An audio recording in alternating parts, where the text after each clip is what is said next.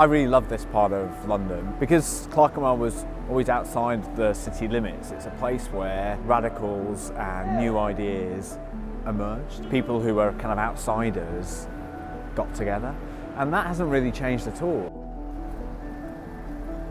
We're standing here outside the new home of the Museum of London. It's a really exciting moment for London, I think, this move of the museum to this really grounded in the sort of fabric, the urban fabric of London. Yeah, there's so much history, so many different things going on, and textures and stories. So, well, let's go and check some out.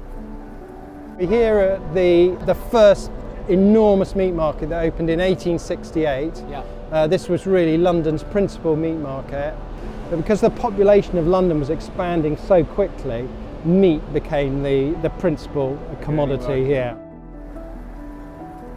St John Street really is the sort of key avenue that runs through Clerkenwell. I think it's the sort of holding force that keeps it all together. Right. If you came here in the 18th century, this was London's watch and clockmaking district. So it's really densely one trade orientated in the late 18th century. Wow. Most of the watches and clocks made here were servicing not only London, but also, you know, all the overseas markets, because they could make watches cheaper here than anywhere else in the world.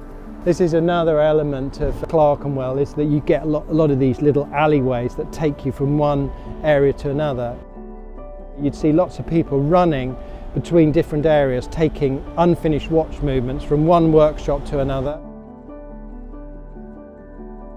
After the sort of watch and clockmaking declined, it became sort of all sorts of trades. It had a really mixed economy, maybe each feeding off each other. Yeah, and I think you know, you still see it today, don't you? I mean, it's still a lot of, you know, architecture, design, and so on, and that's increasingly bumping into technology, advertising, fashion, and other kind of fields. And as you say, I think it is that cross-pollination. Maybe it's always been there, but it really makes for a very kind of innovative place, a place where new ideas are emerging, and I think very distinctively for London.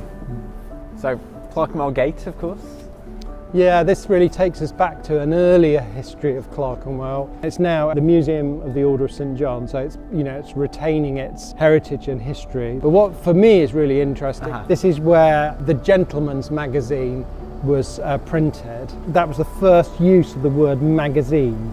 Then we're heading sort of round here into Clerkenwell Green, which, you know, I guess for me really is the kind of geographic heart of the area, and the place maybe more than anywhere else in London where, you know, different worlds and types of people have for hundreds and hundreds of years sort of converged.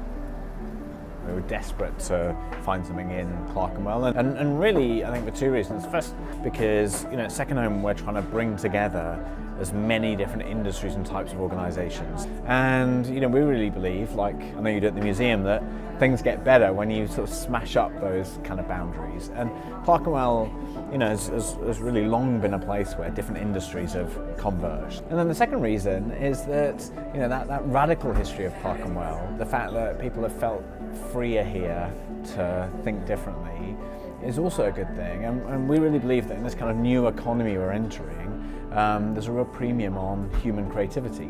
Where does creativity come from? Is it just manna from heaven? Does it just happen randomly? Or is it possible to create environments, communities, cultural programs in which a creative spark, a creative collision is more likely? And I think that's our kind of responsibility, Second Home, the Museum of London, I think, to help people on that journey.